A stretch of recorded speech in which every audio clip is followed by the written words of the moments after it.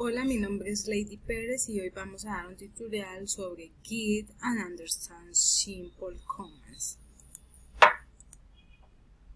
There are some commands to perform the different activities that are performed on a daily basis.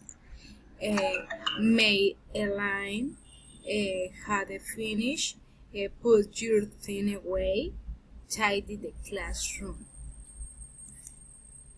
It's time to go home. Put your books in your bag. Put the crayon or the pencil on the table.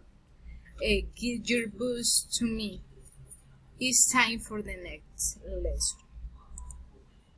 Repeat after your teacher is the following commands. Repeat. Stand up. Sit down. Open your book, close your copybook. Look at me. Are you ready? Speak louder. Raise your hand.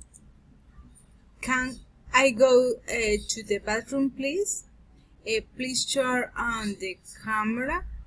Turn on the microphone, please. Aquí vamos a ver una serie de columnas donde vemos el nombre, la pronunciación y el significado en español.